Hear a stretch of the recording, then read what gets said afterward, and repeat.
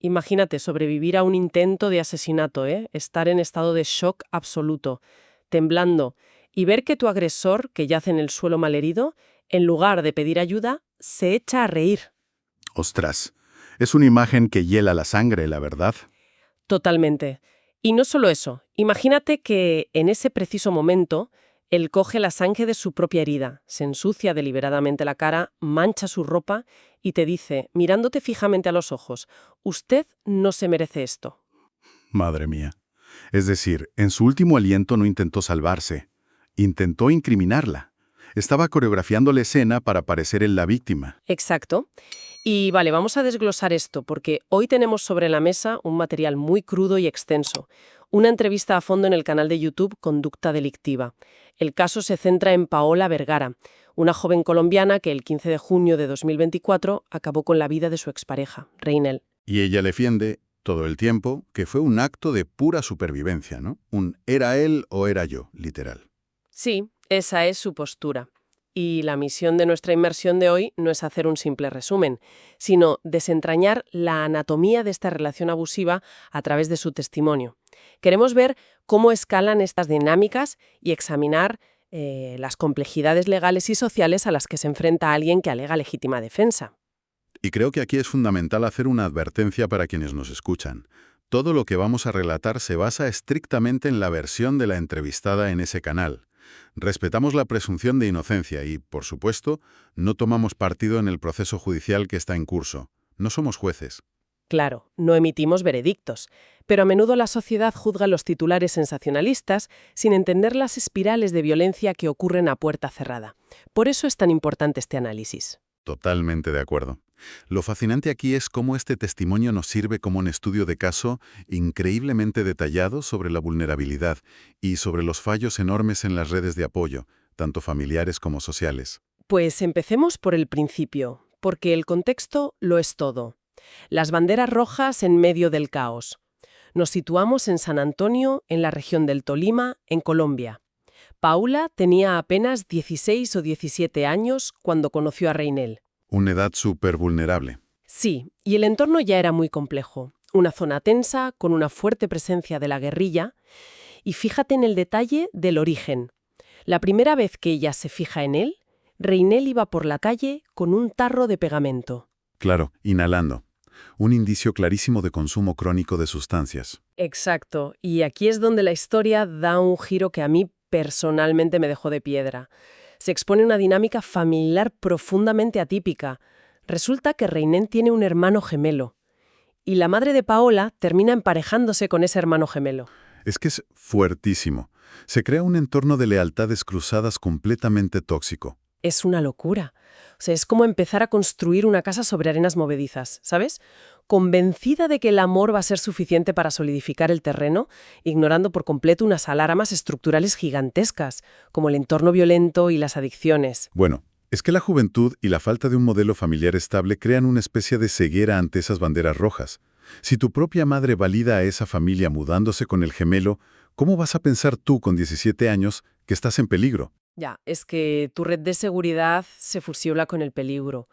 Paola se queda completamente sola con Reinel. Y ese es el primer paso en el manual del abusador, el aislamiento. Cuando la madre de Paola se va con el gemelo, Paola pierde su única ancla externa. Y las consecuencias no tardan en llegar. Entramos en la escalada y específicamente en el infierno que fue su embarazo. Con 17 años, Paola se queda embarazada y sufre un abandono emocional y físico brutal. Reinel no le proporciona comida, la deja sola. Aislada en una finca, si no recuerdo mal. Sí, sin servicios básicos. Y además le insulta constantemente. Utiliza mucho una palabra, le llama zapa, que para la audiencia en España, zapa en ese contexto colombiano viene a ser como chivata o alguien que te delata. O sea, criminaliza a la víctima por el simple hecho de quejarse de su situación. Es una agresión psicológica constante. Y física, porque ella relata que cuando conseguía algo de comida, él se la tiraba. Literalmente le tiraba la comida. Toda esta tensión la lleva a un parto prematuro a los 7 u 8 meses. Es que el cuerpo humano no puede soportar ese nivel de estrés. El terror constante provoca que el embarazo no llegue a término. Y esto demuestra que a este chico ya no le importaba nada, ni siquiera la vida de su propio hijo. Efectivamente. Y luego viene un punto de inflexión muy loco. A Reinel lo expulsan del pueblo. La propia guerrilla lo echa por sus adicciones y por los problemas que causaba. Así que tienen que huir, se desplazan a Bogotá. Un cambio de escenario total, de un entorno rural a la capital. Exacto. Y allí cambian las dinámicas.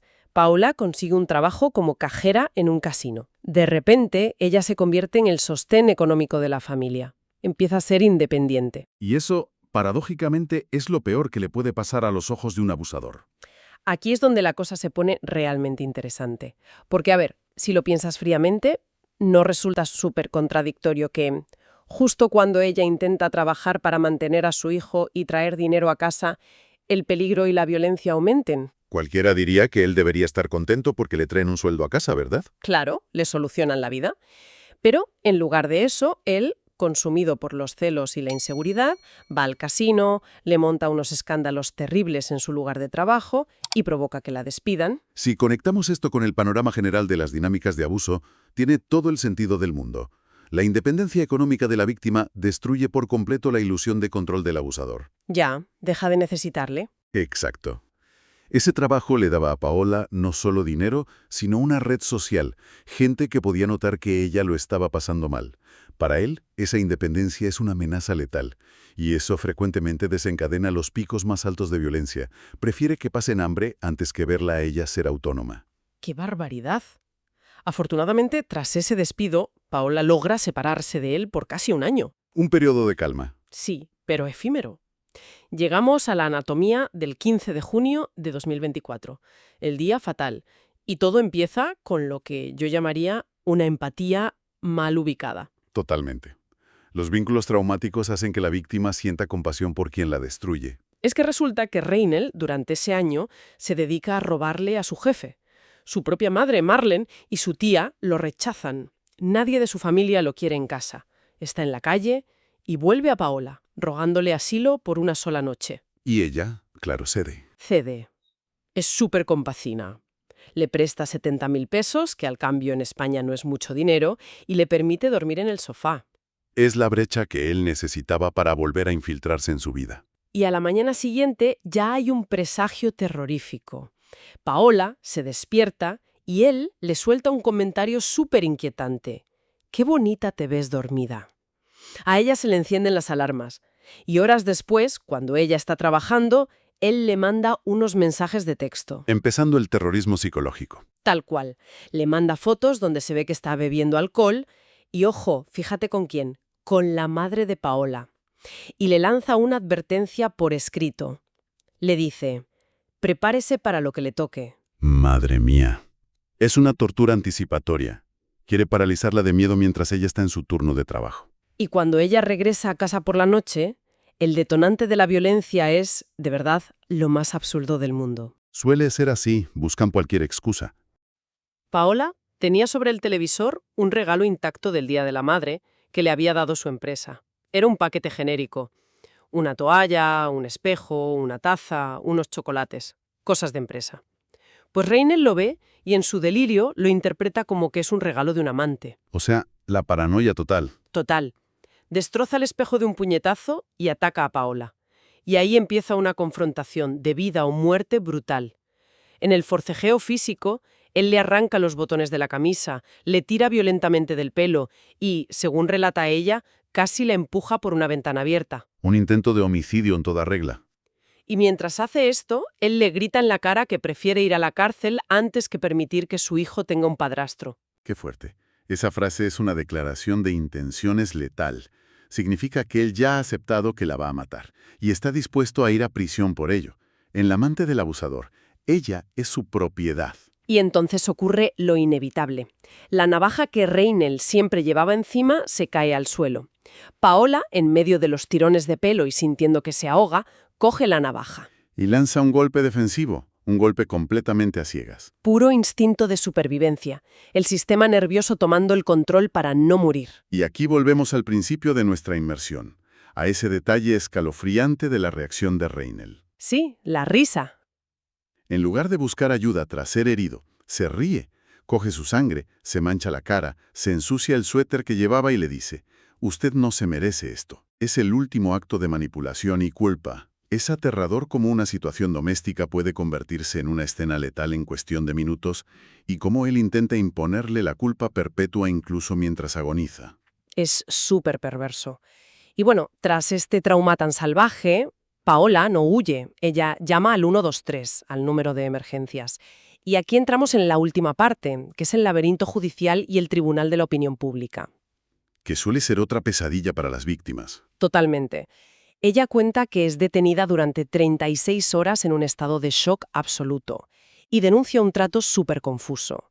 Según su relato, ni siquiera es examinada adecuadamente por medicina legal, que es el instituto forense allí, para documentar sus heridas defensivas. Claro, y eso es gravísimo. Claro, no le documentan los mechones de pelo arrancado, ni los moratones, ni la ropa rota.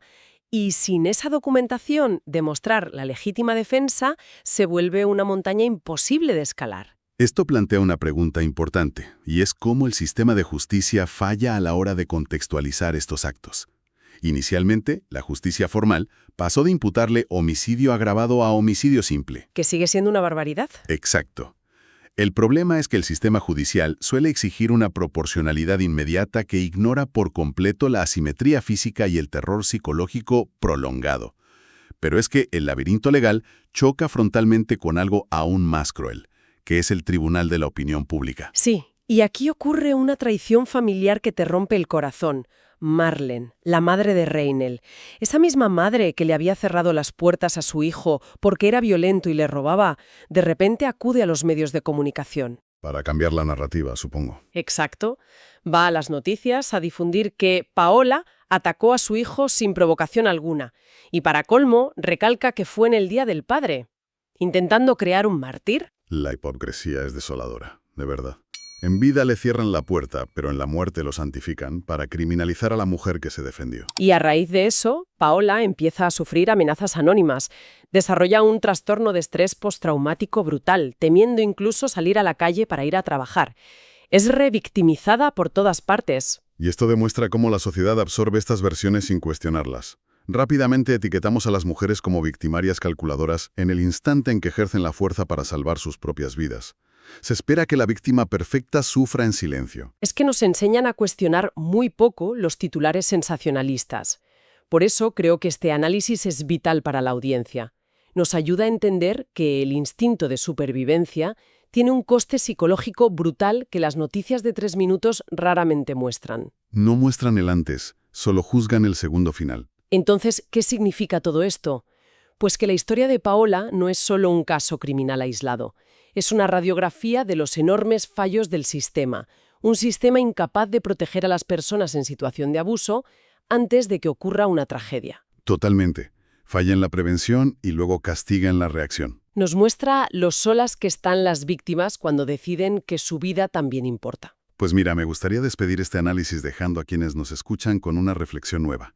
Algo que rara vez se debate en estos casos de legítima defensa. A ver, cuéntame. Me pregunto qué ocurre con la psique humana a largo plazo cuando el sistema de justicia y la sociedad entera le exijan a una persona demostrar de forma súper exhaustiva que su instinto más básico de supervivencia estaba justificado. Uf, tener que pedir perdón por seguir viva. Exactamente. Es posible que, en casos de legítima defensa, el trauma de tener que convencer al mundo de tu propia inocencia y de tu humanidad termine siendo una cicatriz mucho más profunda y destructiva que el propio evento violento inicial. ¡Ostras! ¡Qué forma de verlo! Creo que queda como una invitación abierta para que la audiencia reflexione y cuestione un poco las estructuras sociales en las que vivimos.